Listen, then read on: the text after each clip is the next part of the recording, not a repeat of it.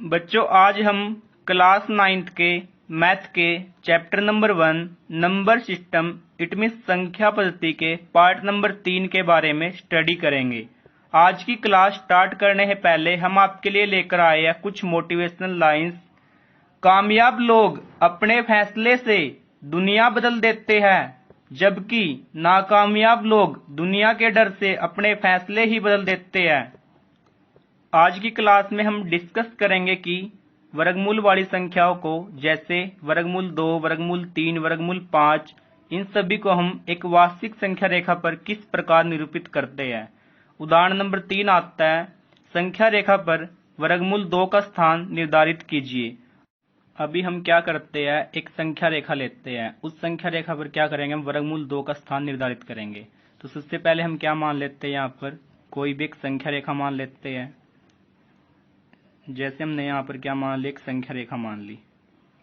अभी इसके ऊपर क्या होंगे, हमारे पास अलग अलग बिंदु होते हैं। जैसे क्या होगा हमारे पास, हम इसको क्या करते हैं, अलग अलग बिंदु में डिवाइड कर लेते हैं।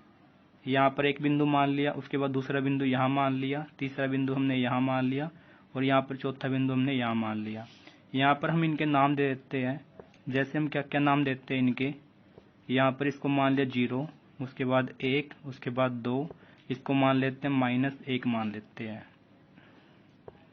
और ये आपकी जो संख्या रेखा होती है, इसको कहीं तक भी हम एक्सटेंड कर सकते हैं।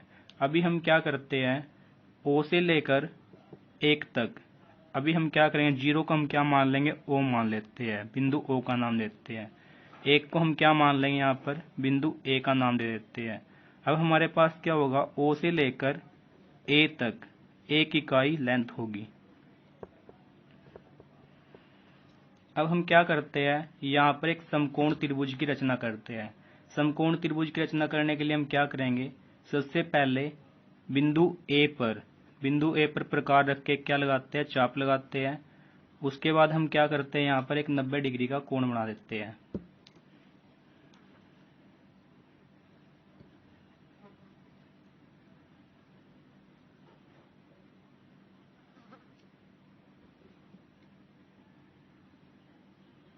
तो जहां पर यहाँ पर दोनों चाप आपस में क्या करती है, प्रतिच्छेद करती है, तो वो क्या बनाता है, आपका 90 डिग्री का कोण बनाता है।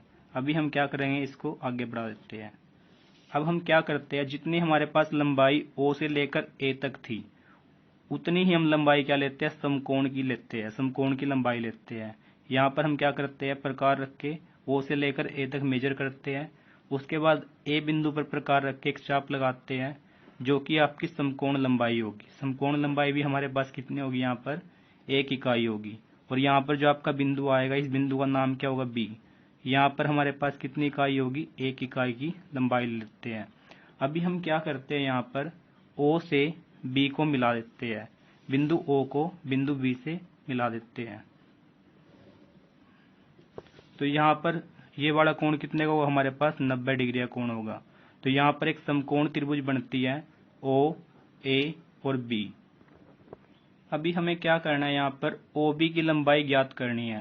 जो आपकी OB की लंबाई आएगी, वो आपकी कितनी आएगी, वर्गमूल 2 आएगी। जो आपकी वर्गमूल 2 आएगी, उसी को हमें क्या करना है, संख्या रेखा पर निरूपित करना है। तो सबसे पहले हम क्या करते हैं, इस समकोण त्रिभुज के अंदर एक पाइथागोरस थ्योरम लगाते हैं।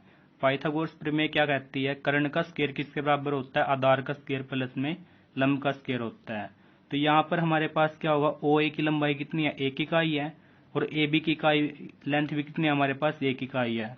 तो यहाँ से हमारे पास कितना आएगा, OA किसके बराबर होगा, हमारे पास यहाँ से जो कि आपका AB होगा, और ये कितना आपका 1 इकाई होगा। यहाँ से यहाँ पर OA और AB 1 इकाई इस प्रकार लिया गया है कि जो आपका क्या होगा, यहाँ से OA किसके लंबवत होगा, आपका AB के लंबवत होगा। तो यहाँ पर लिखना है, इस प्रकार लिया गया है।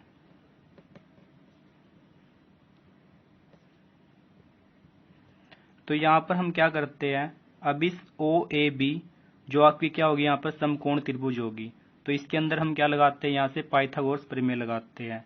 तो यहाँ लिखेंगे समकोण त्रिभुज OAB में पाइथागोरस क्या होती है, हमारे पास कर्ण का स्क्वायर किसके बराबर होता है, आधार का स्क्वायर प्लस लंब का स्क्वायर। यहाँ पर कर्ण की वैल्यू कितनी होगी OB, आधार कितना होगा यहाँ पर हमारे पास OA, और यहाँ पर लंब कितना होगा AB।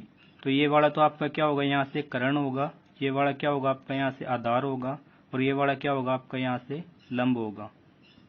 तो यहाँ पर कर्ण क्या हमारे पास OB है, तो कर्ण का क्या आएगा यहाँ से OB का स्क्वायर बराबर आधार कितना होगा यहाँ से OA होगा, तो यहाँ से कितना आएगा OA का स्क्वायर प्लस लंब कितना होगा यहाँ से AB होगा, तो कितना आएगा यहाँ से AB का स्क्वायर आएगा। अब हम क्या करते हैं यहाँ पर OB की वैल्यू हमें निकालनी है, तो इसके लिए हम क्या करते हैं दोनों तरफ वर्गमूल करते हैं। तो यहाँ भी वर्गमूल होगा और यहाँ भी वर्गमूल। वर्गमूल से क्या होता है वर्ग कैंसिल होता है, तो OB किसके बराबर आएगा यहाँ से वर्गमूल OA का स्क्वायर प्लस में AB का स्क्वायर आएगा। अभी हमें क्या करना है वर्गमूल OA की वैल्यू कितनी है हमारे पास 1 इकाई है तो 1 का स्क्वायर होगा प्लस AB की वैल्यू कितनी है हमारे पास 1 इकाई है तो 1 का स्क्वायर होगा। तो यहाँ से 1 का स्क्वायर कितना होता है 1 होता है, तो वर्गमूल 1 का स्क्वायर 1 होगा प्लस 1 का स्क्वायर कितना होगा 1 होगा। तो यहाँ से कितना आएगा हमारे पास 1 और 1 कितने होंगे 2, तो वर्गमूल 2 आएगा। तो OB की वैल्यू कितनी आएगी हमारे पास यहाँ पर वर्गमूल 2 आएगी।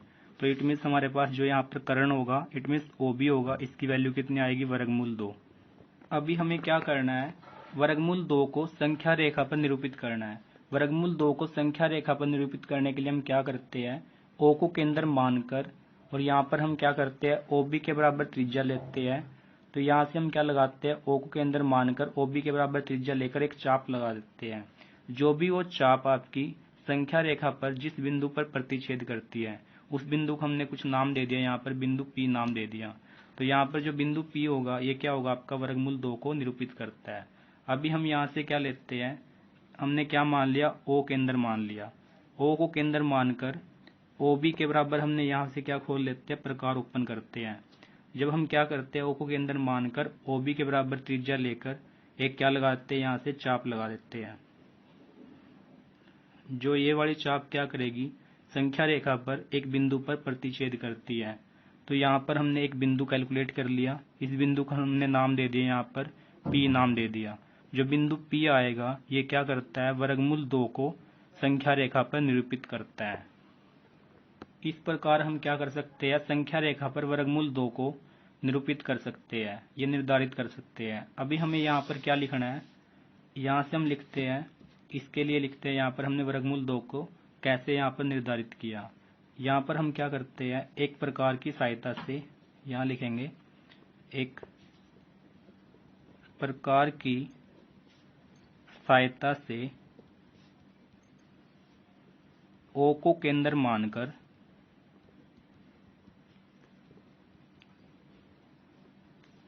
OB के बराबर त्रिज्या लेकर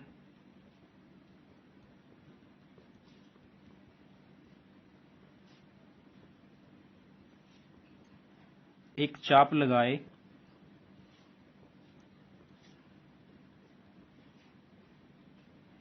जो संख्या रेखा को बिंदु P पर प्रतिच्छेद करती है।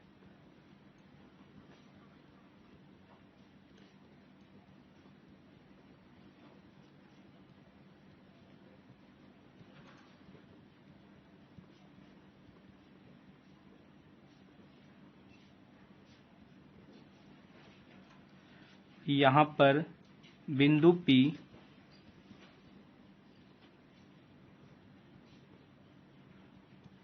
संख्या रेखा पर वर्गमूल 2 को निरूपित करता है। तो इस प्रकार हम किसी भी अपरिमेय संख्या जैसे वर्गमूल 2, वर्गमूल 3, वर्गमूल 5 को संख्या रेखा पर निर्धारित कर सकते हैं। नेक्स्ट क्वेश्चन आता है उदाहरण नंबर 4, संख्या रेखा पर वर्गमूल 3 का स्थान निर्धारित कीजिए। अभी हमें क्या करना है संख्या रेखा पर वर्गमूल 3 का स्थान निर्धारित करना है। जैसे हमने क्या किया था वर्गमूल 2 का स्थान संख्या रेखा पर निर्धारित किया था, ऐसे हम क्या करेंगे वर्गमूल 3 का स्थान भी संख्या रेखा पर निर्धारित करते हैं। सबसे पहले हम क्या लेते हैं यहाँ पर एक संख्या रेखा लेते हैं। तो हमने यहाँ पर क्या मान ली एक संख्या रेखा मान ली, कोई भी लंबाई की हमने क्या मान लिया, यहाँ पर एक संख्या रेखा मान लेते हैं। अब हम क्या करते हैं, इस संख्या रेखा पर कुछ बिंदु लेते हैं। जैसे हमने यहाँ पर बिंदु मान लिया, यहाँ पर हमने बिंदु मान लिया 0, 1, 2 और यहाँ पर 0 से इधर की तरफ क्या होते हैं, माइनस वाली संख्या होती है, -1। इस संख्या रेखा को हम लेफ्ट में भी कितना भी एक्सटेंड कर सकते हैं और राइट में भी कितना मर्जी एक्सटेंड कर सकते हैं। अभी हम क्या करेंगे, जो हमारे पास बिंदु 0 होगा, बिंदु 0 को हमने नाम दे दिया, यहाँ से O नाम दे दिया। और बिंदु 1 होगा, इसको हमने नाम दे दिया, यहाँ पर बिंदु A नाम दे दिया। O से लेकर A तक की लंबाई हमारे पास कितनी होगी, यहाँ पर 1 इकाई मान लेते हैं हम। अभी हम क्या करते हैं, बिंदु A पर एक समकोण बनाते हैं जो कि आपका 90 डिग्री का कोण होगा। तो हम यहाँ से क्या करते हैं, प्रकार की सहायता से बिंदु A पर एक 90 डिग्री का कोण बनाते हैं।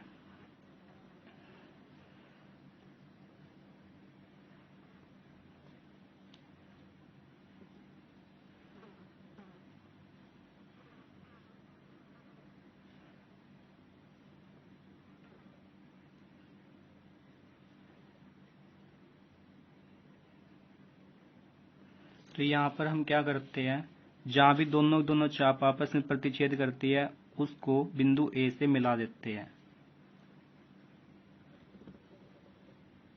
अभी हम यहाँ पर क्या करेंगे, जितनी लंबाई हमने O से लेकर A तक की ली है उतनी ही लंबाई हम यहाँ पर क्या लेंगे, समकोण की लंबाई लेते हैं। तो यहाँ से कितनी आएगी हमारे पास, हम मेजर करते हैं इसको, O से लेकर A तक की लंबाई कितनी होगी, प्रकार ओपन करके इसको मेजर कर लेते हैं। ऐसी हमारी क्या आएगी, A से लेकर समकोण की लंबाई आएगी। यहाँ पर हमारे पास कोई एक बिंदु आता है, इस बिंदु का नाम हम क्या देते हैं, यहाँ से B देते हैं। तो हम क्या करेंगे, यहाँ पर A को B से मिला देते हैं। तो A से लेकर B तक की लंबाई भी कितनी होगी हमारे पास, 1 इकाई होगी। तो यहाँ पर OA किसके बराबर होगा, हमारे पास AB के बराबर होता है। अभी हम क्या करते हैं, O को B से मिला देते हैं। जब हम क्या करेंगे, O को B से मिलाते हैं तो हमारे पास O से B तक क्या होगा, हमारे पास कर्ण होगा। तो हमारे पास यहाँ पर एंगल कितना होगा, 90 डिग्री का होगा। तो हमारे पास यहाँ पर एक त्रिभुज बनती है OAB। OAB क्या होगी, आपके पास एक समकोण त्रिभुज होती है। सबसे पहले हम क्या करते हैं, OB की लंबाई ज्ञात करते हैं। तो OB की लंबाई ज्ञात करने के लिए हमने जैसे वर्गमूल 2 की वैल्यू निकाली थी, ऐसे ही हम इसकी वैल्यू निकालते हैं। तो OAB के अंदर क्या लगती है हमारे पास, यहाँ से पाइथागोरस प्रमेय लगती है। तो यहाँ पर OA किसके बराबर होगा, आपका यहाँ से AB के बराबर होगा। तो OA किसके बराबर होगा, यहाँ से AB के बराबर होगा। और OA और AB की लंबाई कितनी है, 1 इकाई है। तो यहाँ पर कितनी आएगी, OA बराबर AB किसके बराबर होगा, 1 इकाई के बराबर। तो इस प्रकार लिया हमने यहाँ पर कि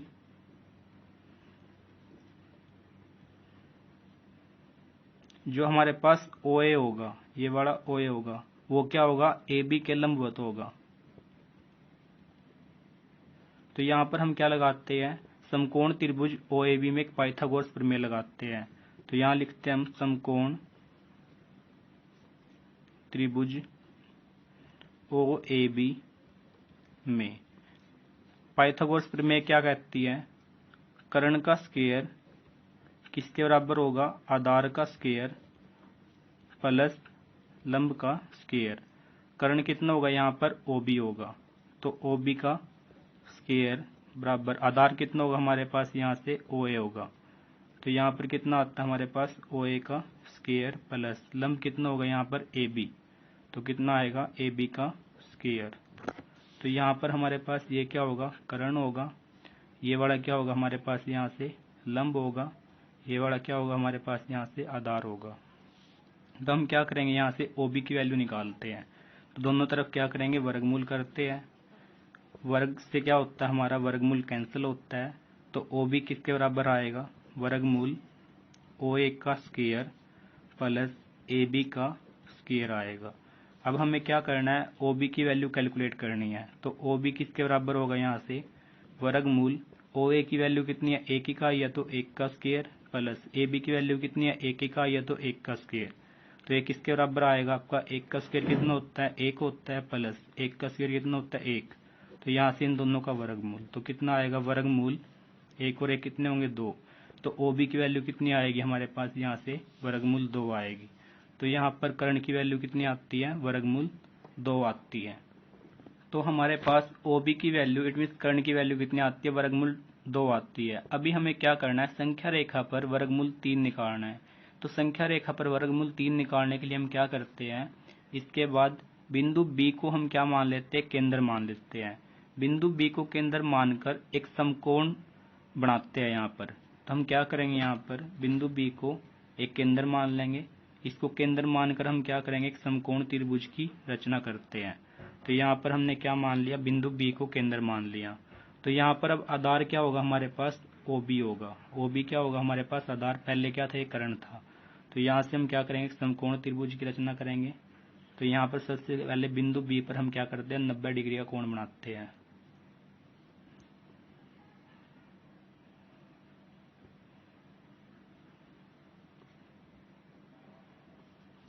जहां पर ये दोनों चाप क्या करती है, प्रतिच्छेद करती है।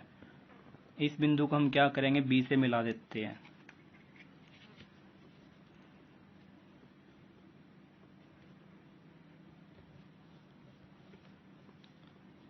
अभी हमें क्या करना है, बिंदु बी पर हमने क्या बना दिया, एक समकोण बना दिया। इसको भी हम क्या करते हैं, जो कि हमारे पास ए से लेकर बी तक की समान लंबाई थी, या हमारे पास क्या थी, ओ से लेकर ए तक की समान लंबाई थी। समान लंबाई हम क्या लेते हैं, बिंदु बी से लंबाई लेते हैं, समकोण लंबाई लेते हैं। तो यहाँ पर हम एक चाप लगा देते हैं, जो कि आपकी क्या होगी, यहाँ पर जब हम एक चाप लगाते हैं तो ये किसी बिंदु पर प्रतिच्छेद करती है। ये बिंदु क्या होगा हमारे पास, यहाँ से सी होगा। अभी हम क्या करते हैं, बिंदु सी को बिंदु बी से मिला देते हैं। बिंदु बी से लेकर बिंदु सी तक की लंबाई कितनी होगी हमारे पास, 1 इकाई होगी। तो ये वाली लंबाई भी हमारे पास कितनी होगी, यहाँ से 1 इकाई होगी। अभी यहाँ पर हमारे पास जो पहले कर्ण था, ओ बी था, वो क्या बन जाता है, यहाँ से आधार बन जाता है। और यहाँ से बी सी क्या होगा हमारे पास, लंब होगा। अभी हम क्या करते हैं, बिंदु ओ से सी को मिला देते हैं। जब हम बिंदु ओ से सी को मिलाते हैं तो हमारे पास यहाँ पर एक त्रिभुज बनती है। उस त्रिभुज का नाम क्या होगा, ओ बी सी त्रिभुज होगा, ओ बी सी, जहाँ पर आपका बी क्या होगा, 90 डिग्री का कोण होगा। अब हम क्या करते हैं, ओ बी सी त्रिभुज के अंदर भी क्या लगाते हैं, पाइथागोरस प्रमेय लगाते हैं। तो हम यहाँ से क्या लेते हैं, सबसे पहले हम क्या करेंगे, यहाँ पर हमें पता है कि ओ से लेकर ओ ए किसके बराबर होगा हमारा, ए बी के बराबर होगा, जो कि आपका किसके बराबर होगा, बी सी के बराबर होगा। ये किसके बराबर होगा, टोटल आपका 1 इकाई मान लिया हमने यहाँ से। और जहाँ यहाँ पर क्या होगा आपका, ओ बी क्या होगा आपका, लंबवत होगा। किसके ऊपर लंबवत होगा आपका, यहाँ से एक दूसरे के बी सी के होगा। तो यहाँ से ओ बी आपका लंबवत होगा बी सी के। तो यहाँ पर हम क्या करते हैं, समकोण त्रिभुज ओ बी सी में क्या लगाते हैं, पाइथागोरस प्रमेय लगाते हैं। तो पाइथागोरस प्रमेय क्या होती है, हमारी कर्ण का स्क्वायर किसके बराबर होता है, आधार का स्क्वायर प्लस में लंब का स्क्वायर है। बार बार लिखने की जरूरत नहीं है। तो यहाँ पर हमारे पास कर्ण कितना होगा, ओसी है, तो ओसी का स्क्वायर किसके बराबर होगा, आधार कितना होगा हमारे पास यहाँ से ओबी, तो ओबी का स्क्वायर प्लस यहाँ से लंब कितना होगा हमारे पास, बीसी का स्क्वायर होगा। तो हम यहाँ से देखते हैं कि हमारे पास कर्ण क्या था, ओसी था। तो ओसी का स्क्वायर किसके बराबर आएगा, ओबी आपका आधार है, तो ओबी का स्क्वायर, लंब कितना होगा यहाँ से हमारे पास बीसी, तो कितना आएगा, बीसी का स्क्वायर आएगा। तो हम क्या करते हैं, इसकी वैल्यू को कैलकुलेट करते हैं। तो यहाँ पर दोनों तरफ क्या करेंगे, वर्गमूल करते हैं। तो वर्ग से क्या होगा, वर्गमूल कैंसिल होगा। तो ओसी किसके बराबर आएगा, वर्गमूल ओबी का स्क्वायर प्लस में बीसी का स्क्वायर आएगा। तो यहाँ से क्या आएगा हमारे पास, वर्गमूल ओबी की वैल्यू कितनी है हमारे पास, यहाँ से वर्गमूल 2 है, तो वर्गमूल 2 का स्क्वायर प्लस बीसी की वैल्यू कितनी है हमारे पास, 1 का स्क्वायर होगा। तो यहाँ से क्या होता है, स्क्वायर से हमारा वर्गमूल कैंसिल हो जाता है। तो कितना बचेगा हमारे पास, यहाँ से 2 बचेगा। तो यहाँ से कितना आएगा, वर्गमूल 2 प्लस 1 का स्क्वायर कितना होगा हमारे पास, 1 होगा। 2 और 1 कितने होंगे, 3। तो ओसी की वैल्यू कितनी आएगी हमारे पास, यहाँ से वर्गमूल 3 आएगी। अभी हमें क्या करना है, इस वर्गमूल 3 को संख्या रेखा पर निरूपित करना है। तो यहाँ पर हमारे पास ओसी की वैल्यू कितनी आती है, वर्गमूल 3 आती है, जो कि आपकी कर्ण की वैल्यू होगी। यहाँ पर ओसी की वैल्यू आएगी, वर्गमूल 3 आएगी। अभी हम क्या करते हैं, ओ को केंद्र मानकर ओ से लेकर सी के बराबर क्या लेंगे, त्रिज्या लेंगे। अब हमने क्या किया, यहाँ पर ओ को केंद्र मान लिया। ओ को केंद्र मानकर ओसी त्रिज्या मानकर इट मीन्स ओसी के बराबर चाप ओपन करके हम क्या लगाते हैं, यहाँ से एक चाप लगाते हैं, जो कि ये चाप क्या करेगी, आपकी संख्या रेखा पर किसी एक बिंदु पर प्रतिच्छेद करती है। जिस भी बिंदु पर ये वाली चाप आपकी प्रतिच्छेद करती है, उस बिंदु को हमने यहाँ से नाम दे दिया, पी नाम दे दिया। जो कि पी बिंदु होगा वो किसको दर्शाएगा, वर्गमूल 3 को निरूपित करता है। तो इस प्रकार हम वर्गमूल 3 को संख्या रेखा पर निरूपित कर सकते हैं। तो हम इसके लिए यहाँ पर क्या लिखना, हमें यहाँ पर हम लिखते हैं कि बिंदु, यहाँ पर हम क्या करेंगे, एक प्रकार की सहायता से एक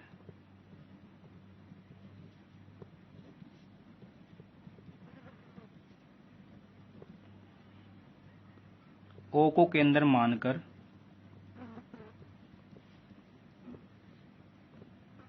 ओसी के बराबर त्रिज्या लेकर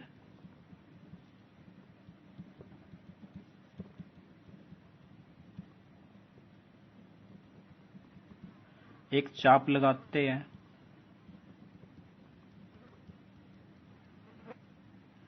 जो संख्या रेखा को बिंदु P पर प्रतिच्छेद करती है।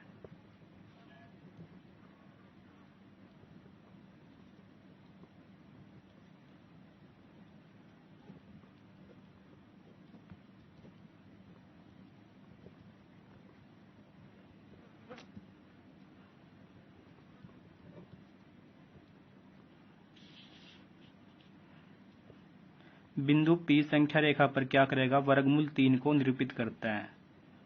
बिंदु P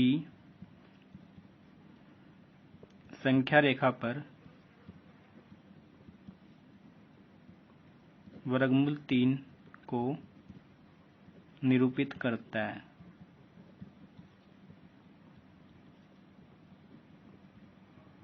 तो इस प्रकार हम किसी भी अपरिमेय संख्या को संख्या रेखा पर निरूपित कर सकते हैं।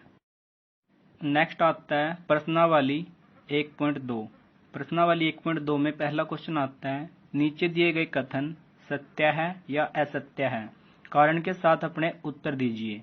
सबसे पहले क्वेश्चन आता है आपका, प्रत्येक अपरिमेय संख्या एक वास्तविक संख्या होती है। तो हम सबसे पहले देखते हैं कि अपरिमेय संख्या क्या होती है और वास्तविक संख्या क्या होती है। तो इसके लिए हम जानते हैं, जो कि आपके पास परिमेय संख्या होती है। परिमेय संख्या क्या होती है, जो संख्या आपकी P/Q के रूप में होती है और जहां पर Q की वैल्यू कभी भी आपकी 0 के बराबर नहीं होती है। जैसे 1/2, 2/5, 3/7, ये सारी की सारी क्या होगी, आपकी परिमेय संख्या होती है। और अपरिमेय संख्या क्या होती है, अपरिमेय संख्या वो संख्याएं होती है जिनका कभी भी आपका पूर्ण रूप से वर्गमूल नहीं होता। जैसे वर्गमूल 2, वर्गमूल 3, वर्गमूल 5 और जैसे आपका पाई भी एक क्या होगा, अपरिमेय संख्या होगी। जिस संख्या का पूर्ण रूप से वर्गमूल नहीं होता वो सारी की सारी क्या होती है, अपरिमेय संख्या होती है। जब हम क्या करते हैं, परिमेय संख्या और अपरिमेय संख्या दोनों को मिला देते हैं, तो हमारे पास कौन सी संख्या बनती है, यहाँ से वास्तविक संख्याएं बनती हैं। तो वास्तविक संख्याओं के अंदर क्या आती है, हमारी परिमेय संख्या भी आती है और अपरिमेय संख्या भी आती है। तो क्वेश्चन क्या कहता है, प्रत्येक अपरिमेय संख्या एक वास्तविक संख्या होती है। क्या आपकी सारी की सारी अपरिमेय संख्याएं वास्तविक संख्याओं के अंदर आती है? तो आंसर क्या होगा, देखो यहाँ से क्या होगा, सारी की सारी अपरिमेय संख्या है और सारी की सारी परिमेय संख्या है। ये सारी की सारी किसके अंदर आती है, वास्तविक संख्याओं के अंदर आती है। तो हमें क्वेश्चन पूछता है कि सारी की सारी अपरिमेय संख्याएं वास्तविक संख्याओं के अंदर आती है। तो सारी की सारी अपरिमेय संख्याएं वास्तविक संख्याओं के अंदर आती है, इसलिए इसका आंसर क्या होगा, यहाँ से सत्य होगा। यह कथन क्या होगा, सत्य है। तो यहाँ पर हमें क्या लिखना है, इसका कारण लिखना है। कारण क्या होगा यहाँ पर, क्योंकि परिमेय और अपरिमेय संख्याओं का समूह ही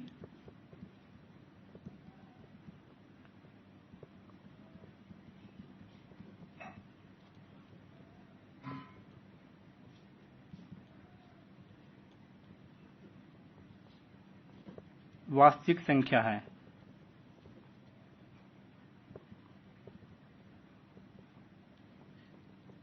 इसलिए प्रत्येक अपरिमेय संख्या एक वास्तविक संख्या होती है।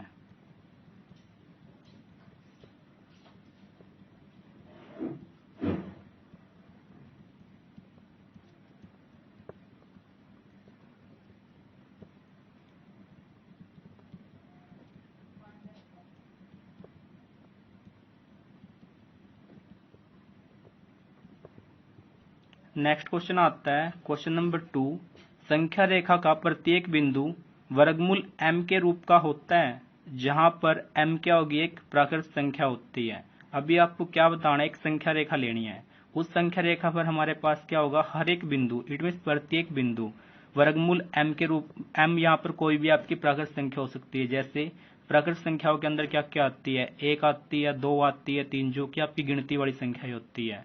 तो वो सारी की सारी संख्याएं आपकी संख्या रेखा के ऊपर वर्गमूल m के रूप में हो सकती है या नहीं हो सकती है।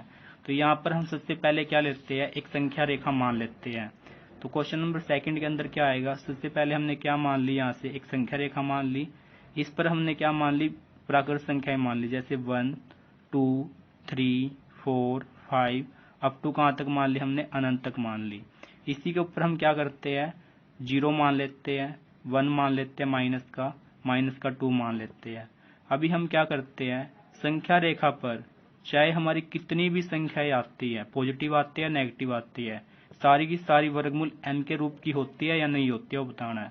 अभी हम क्या करते हैं, 1 का क्या करते हैं, वर्गमूल करते हैं, 2 का भी वर्गमूल करते हैं, 3 का वर्गमूल करते हैं, 4 का वर्गमूल करते हैं, 5 का वर्गमूल करते हैं। अब हम क्या करते हैं, 0 का वर्गमूल करते हैं। तो 0 का वर्गमूल तो हम देखते हैं कि कितना आएगा, हमारे पास यहाँ से 0 आएगा। और यहाँ पर -1 का क्या करते हैं, हम वर्गमूल करते हैं। क्या -1 का वर्गमूल पॉसिबल होगा, नहीं होगा ना। तो यहाँ पर हम देखते हैं कि जो आपके पास क्या आएगा, 0 आएगा, -1 आएगा, -2 आएगा, ऐसे आपका -3, -4, -5 अप टू माइनस के अनंत तक आएगा। ये सारे के सारे क्या होता है, इनका वर्गमूल हम नहीं निकाल सकते हैं। इसलिए क्या होगा, प्रत्येक यहाँ पर क्या होगा, संख्या रेखा पर प्रत्येक बिंदु वर्गमूल m के रूप का नहीं होता है। तो इसका आंसर क्या आएगा, यहाँ से असत्य आएगा। तो यहाँ पर हम लिखेंगे असत्य, यह कथन क्या होगा, असत्य है। असत्य क्यों का कारण देना है यहाँ पर, क्योंकि 0, -1, -2, -3, -4, -5 अप टू अनंत तक जितनी भी आपकी यहाँ पर क्या होगा, इन सभी का वर्गमूल कभी भी आपका यहाँ पर क्या नहीं आएगा, प्राकृत संख्या नहीं आएगा। तो यहाँ पर हम क्या करते हैं, किसी प्राकृत संख्या का वर्गमूल नहीं हो सकते, इसलिए क्या होगा, यहाँ पर इसका आंसर क्या होगा, असत्य आएगा। नेक्स्ट क्वेश्चन आता है क्वेश्चन नंबर 1 का 3 पार्ट। प्रत्येक वास्तविक संख्या एक अपरिमेय संख्या होती है। क्वेश्चन क्या कहता है कि जो हमारे पास हर एक वास्तविक संख्याएं होती है वो सारी की सारी अपरिमेय संख्या में आती है। तो अभी देखा था हमने, इसके अंदर हम क्या करते हैं, सबसे पहले आपको पता है कि परिमेय संख्या क्या होती है, जो कि आपकी p/q के रूप में होती है, परिमेय संख्या। और यहाँ पर क्या होगी, हमारे पास अपरिमेय संख्या होगी। अपरिमेय संख्या होती है जिसका हमारा पूर्ण रूप से वर्गमूल नहीं होता है। परिमेय संख्या और अपरिमेय संख्या मिलकर क्या बनाती है, यहाँ पर वास्तविक संख्याएं बनाती है। तो क्वेश्चन हमें क्या कहता है कि प्रत्येक, यहाँ पर हमारे पास हर एक वास्तविक संख्या, क्या सारी की सारी संख्याएं अपरिमेय संख्या होगी, ये कभी भी पॉसिबल नहीं होगा, क्योंकि वास्तविक संख्याओं के अंदर क्या आती है, परिमेय संख्याएं आती है। जो परिमेय संख्याएं होती है वो कभी भी आपकी अपरिमेय संख्या नहीं हो सकती, जो आपकी अपरिमेय संख्या होती है वो कभी भी आपकी परिमेय संख्या नहीं हो सकती। तो इसका आंसर क्या आएगा, यहाँ से असत्य आएगा। तो यह कथन क्या होगा, यहाँ से असत्य होगा, क्योंकि जो वास्तविक संख्या परिमेय होगी वो क्या होगी, आपकी अपरिमेय नहीं हो सकती। तो यहाँ पर हम कारण लिखते हैं, क्योंकि जो वास्तविक संख्याएं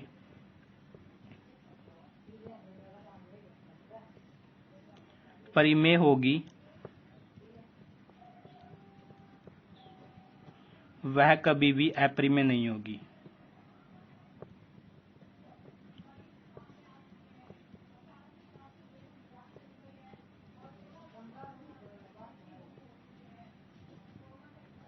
नेक्स्ट क्वेश्चन आता है क्वेश्चन नंबर 2।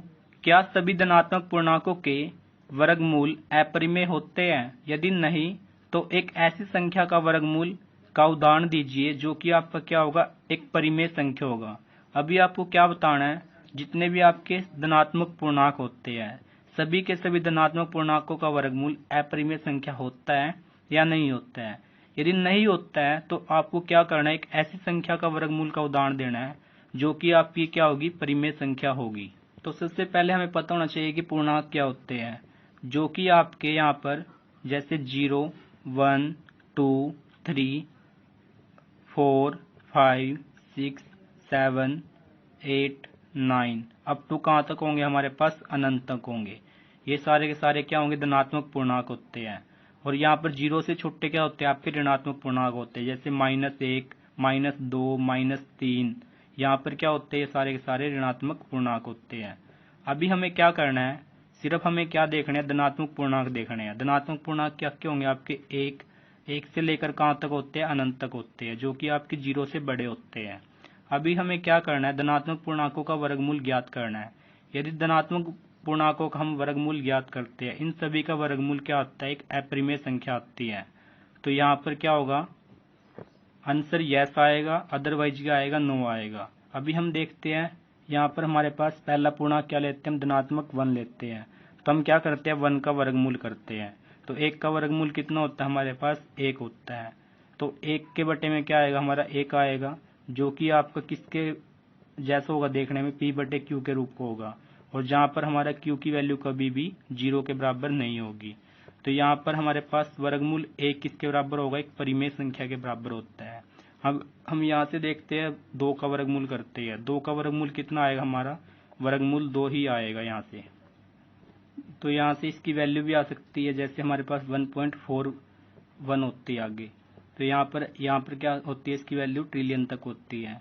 ऐसे ही हम क्या करते हैं, 3 जो आपका पूर्णांक होगा, इसका वर्गमूल करते हैं। 3 का वर्गमूल कितना आएगा, वर्गमूल 3 ही आएगा, या इसकी हम वैल्यू कैलकुलेट कर सकते हैं। जैसे हम क्या करते हैं, 4 का वर्गमूल करते हैं। 4 का वर्गमूल कितना होता है, तो हम 4 को हम क्या करेंगे, पहले अभाज्य गुणनखंड बनाएंगे। तो इसको हम लिख सकते हैं 2 का स्क्वायर। स्क्वायर से क्या होता है, वर्गमूल कैंसिल होता है। तो कितना आएगा, 4 का वर्गमूल हमारे पास 2 आएगा। ऐसे ही हम क्या करते हैं, 5 का वर्गमूल करते हैं। तो कितना आएगा, हमारे पास वर्गमूल 5 आएगा।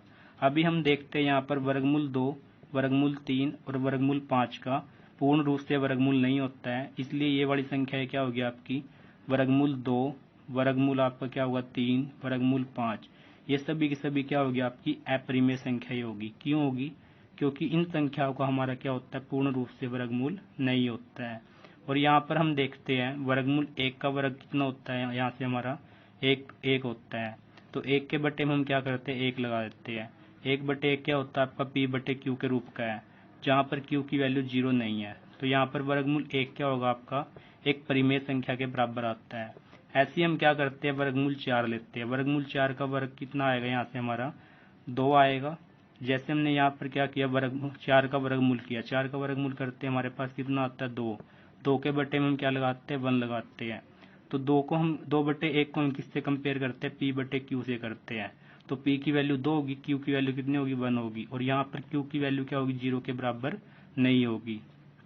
तो यहाँ पर हमारे पास क्या आता है, एक परिमेय संख्या आती है। तो वर्गमूल 4 किसके बराबर आता है, एक परिमेय संख्या के बराबर आता है।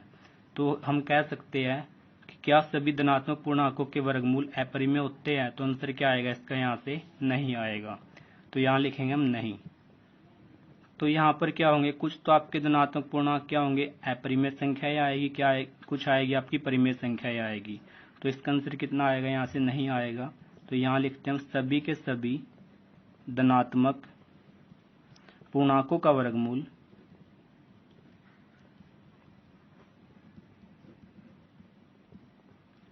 अपरिमेय नहीं हो सकता।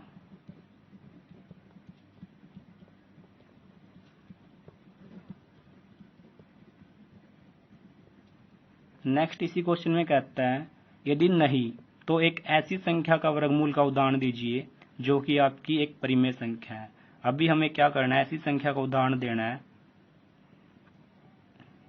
जो कि आपकी क्या आएगी, एक परिमेय संख्या आएगी, जब हम उसका क्या करते हैं, वर्गमूल करते हैं। तो यहाँ पर हमने क्या देख लिया, जैसे हम क्या करते हैं, 4 का वर्गमूल करते हैं। 4 का वर्गमूल कितना आता है, 2 आता है। 2 के बटे में हम क्या करते हैं, 1 करते हैं, जो कि आपकी P बटे Q के रूप में आती है। Q की वैल्यू यहाँ पर 0 नहीं होगी। तो यहाँ पर वर्गमूल 4 किसके बराबर आता है, एक परिमेय संख्या के बराबर आता है। ऐसे ही हम क्या करते हैं, 9 का वर्गमूल करते हैं। तो कितना आएगा, 3 आएगा। 3 भी आपका क्या होगा, एक परिमेय संख्या के रूप में आएगा। जैसे हम क्या करते हैं, 16 का वर्गमूल करते हैं।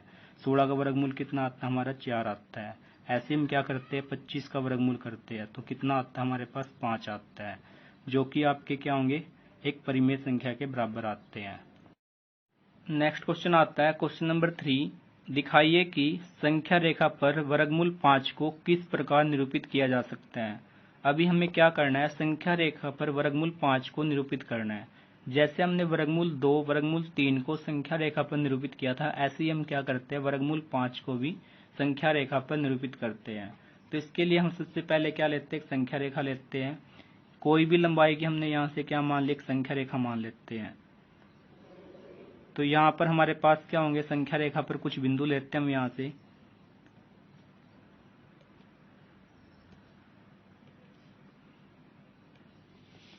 इस संख्या रेखा को हम राइट में भी कितना भी एक्सटेंड कर सकते हैं और लेफ्ट में भी कितना भी एक्सटेंड कर सकते हैं। तो हमने यहाँ से बिंदु मान लिए 0, 1, 2, 3 और 0 से छोटे क्या होंगे आपके -1 होगा, क्योंकि माइनस में संख्या आती है। अभी हमें क्या करना है, वर्गमूल 5 को कैलकुलेट करना है।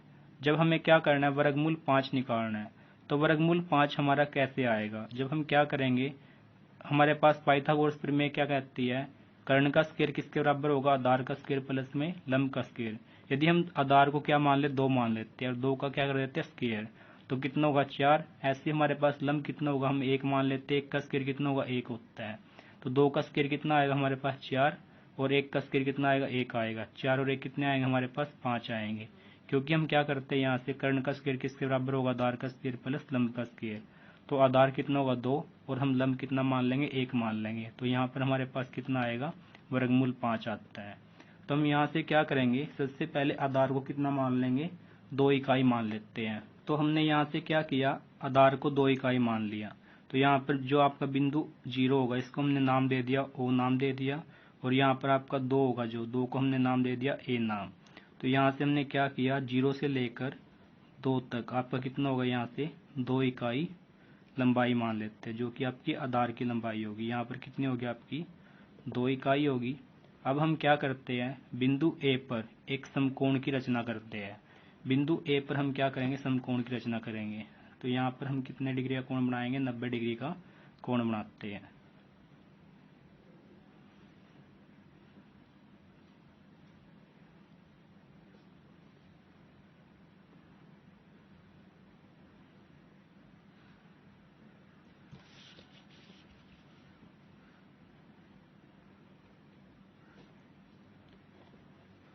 तो हमने यहाँ पर क्या किया, बिंदु ए पर 90 डिग्री का कोण बना दिया। अभी हम क्या करेंगे, जो भी आपकी 1 इकाई लंबाई होगी, 1 इकाई लंबाई कितनी होगी, यहाँ से 1 से लेकर 2 के बीच में होगी, इतनी ही लंबाई हम क्या लेते हैं, समकोण की लंबाई लेते हैं। समकोण की लंबाई कितनी लेंगे, हम यहाँ से 1 इकाई लेंगे। तो यहाँ से हमने क्या ली, समकोण की लंबाई 1 इकाई लेते हैं। यहाँ पर आपके पास एक बिंदु आएगा, इस बिंदु का नाम क्या होगा, बी नाम होगा। अब हमने क्या किया, बिंदु बी को किससे मिला दिया, बिंदु ए से मिला दिया, जो कि आपका कितना होगा, यहाँ से 1 इकाई होगा। अब हम क्या करते हैं, यहाँ से जो हमारे पास बिंदु ओ होता है, बिंदु ओ को हम किससे मिलाएंगे, यहाँ पर बी से मिला देते हैं। तो बिंदु ओ को हमने क्या किया, यहाँ से बिंदु बी से मिला दिया।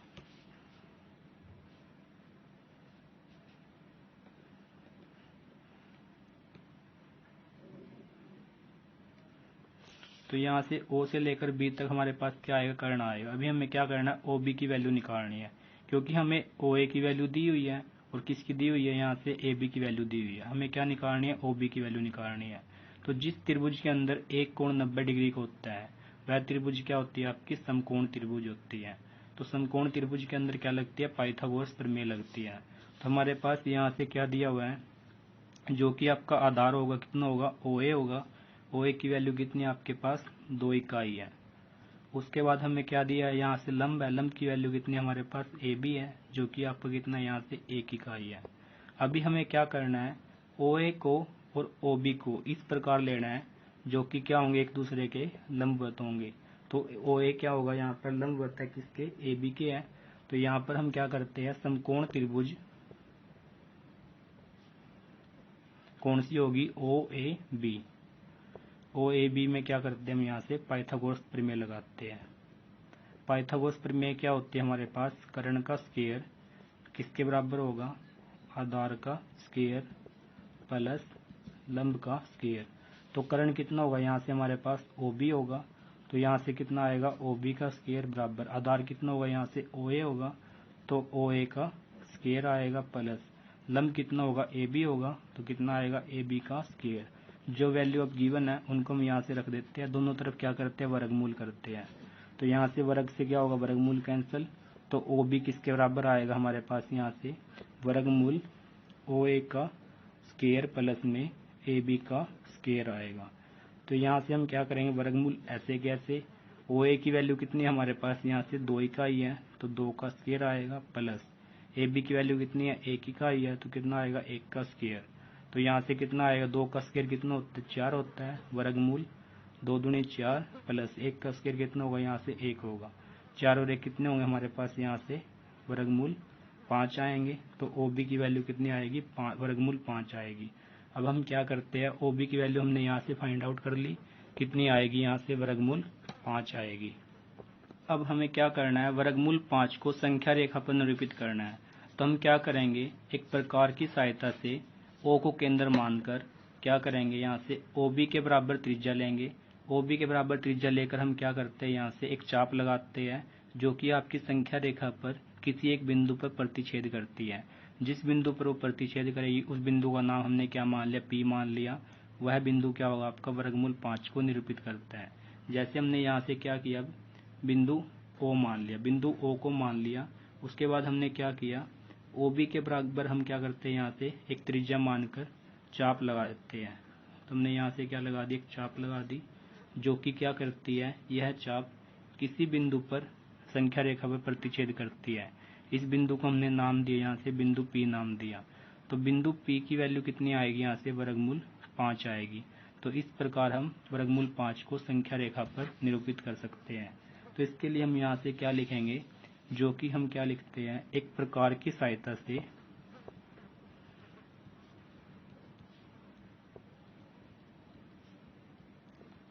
O को केंद्र मानकर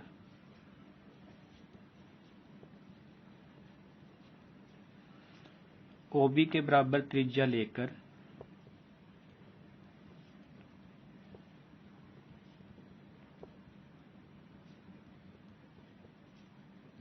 एक चाप लगाए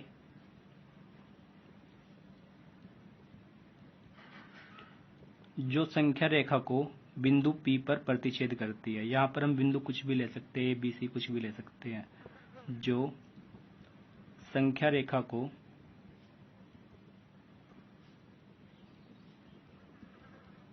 बिंदु P पर प्रतिच्छेद करती है। बिंदु P संख्या रेखा पर वर्गमूल 5 को निरूपित करता है।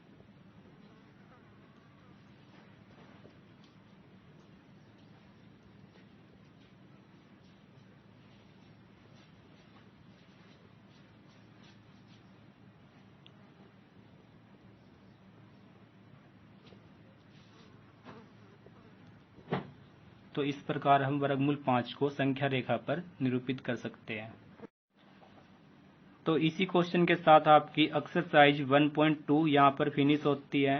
इस वीडियो को लाइक ज़्यादा से ज़्यादा शेयर और सब्सक्राइब करें।